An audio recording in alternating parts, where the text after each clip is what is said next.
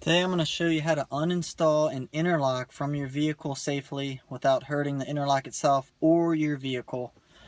There are many different kinds of interlocks out there, but they all should basically hook up the same to just about any vehicle. The one I have is called the Lifesafer, and I will show you exactly everything you need to do to uninstall it.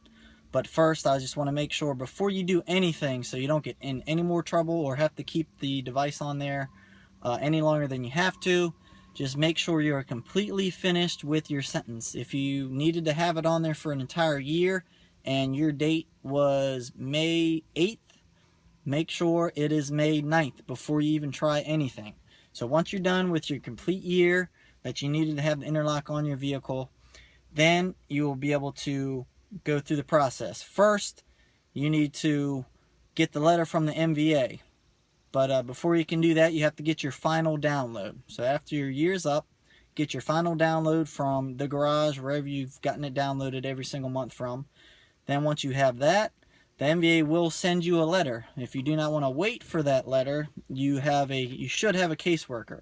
I had a caseworker. You can call him or her, and they should be able to email or fax over your completed last final download to the MVA. Then you can go straight to the MVA, get a supervisor ticket, and you'll be able to get that process done with a lot faster, because you need to get the interlock removed from your license. You need to get a brand new license so you do not have that restriction on the back of your license. If you do have that, even though you're done with your interlock, completely finished, and it is still on the back of your license, there is a possibility you can still get in trouble for that. So once you get it completely removed from your license, then you can go ahead and uninstall it from your vehicle. So let me show you the device I have. It is called the Lifesafer. That is the device right here, the main device you will be using every day. It can be Velcroed to the dash. It usually always falls off in the winter and the summer. So you probably just keep it in the cup holder, but right now they do have a new one out. It looks exactly like a coffee cup. So if you feel embarrassed about blowing in this while you're driving at a stoplight or on the road, you can get the coffee cup one. It's a couple extra bucks, and it is worth it. So if you don't feel embarrassed while you're driving and have to blow in this every single day, attached to this long corded cable, so you will see this and that device coming out of your dash. What you won't see is the relay module right here, which has all your cables going to be attached to everything underneath the dash, underneath your steering wheel. So there's one wire here is for your ground. It's going to just be, there's a bolt under there. They're going to put this right underneath it and bolt it right back down. And you have 4 wires. It's going to be a brown wire, which is really short right here, a blue, a red, and a white. All these wires are going to be T-tapped onto existing wires there. So what that means is you're going to have 4 wires running straight underneath your dash, and this is just going to be wrapped right around it and should be soldered. My guy soldered everything underneath there nice and neat.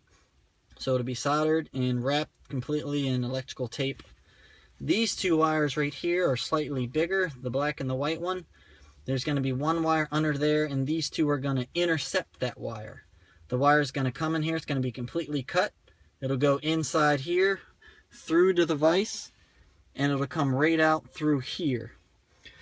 So when you get underneath the dash here, underneath your steering wheel, find any screws that you have anywhere. There's a screw right underneath here. You take that out, and any other screws you may have. I have a 97 Honda. Here's going to be different, so just find any screw, and once you find all the screws underneath your dash, then it'll just pop out nice and easy with speed clips. So once you pop that out, you'll be able to see all the wires underneath your dash, and you'll be able to snip them. But first thing you want to do is you want to disconnect the battery before you even touch any of those wires under there. All you have to do is disconnect the negative terminal. You don't have to touch the positive. All you got to do is take off the negative terminal and set it on the side. Make sure it does not touch any metal part of the vehicle, because it'll complete the circuit and you could blow fuses and hurt the device itself. So take off the battery. Then you can come in here underneath there, pop that off. And I've already taken mine off, so I really don't want to pop the dash apart again, but it's very simple. So you have these 3 small wires. Find the bolt that's hooked up to this, unbolt it, take this out, and put that bolt right back. And then these 4 wires, take, if you have angle cutters or dikes, these are dikes, or politically correct called angle cutters, so you can get very, very close to the wire and snip it without wasting any of your wire. So snip all those off, and then the remaining wires that you have under there that are for your vehicle, you're going to want to tape them all up with electrical tape.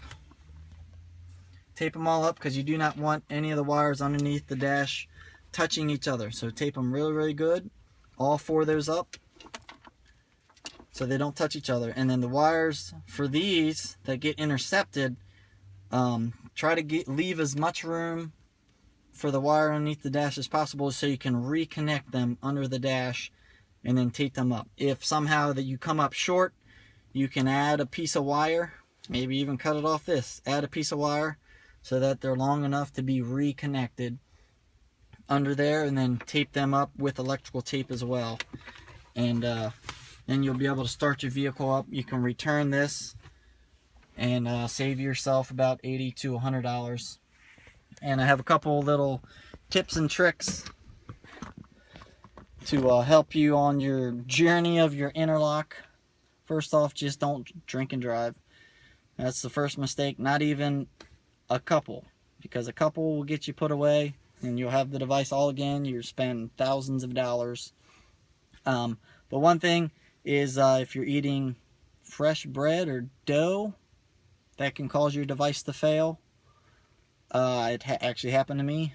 On my interlock, you're allowed 3 or 4. Don't hold me to it, but I believe it's you're allowed to have 3 violations. A violation consists of total power disconnect. If your battery gets disconnected or your battery happens to die and that loses power, it'll be a violation. If you fail it, if your blood alcohol content is higher than 0.02, you will fail, your car will not start, and you will have to get a ride to work or wherever you'll be going. So I just would totally avoid getting that. When I had mine for my battery, my starter died, I had to disconnect the battery, and I knew something would happen from it, so I called my caseworker the next day and had to fax him the paperwork for getting the starter. So anything you have to do that disconnects the battery or may give you a violation, keep all that paperwork so you can fax it in. So you will not have to keep this any longer than you have to. So hopefully that helped you out. Thanks for watching my video, and good luck.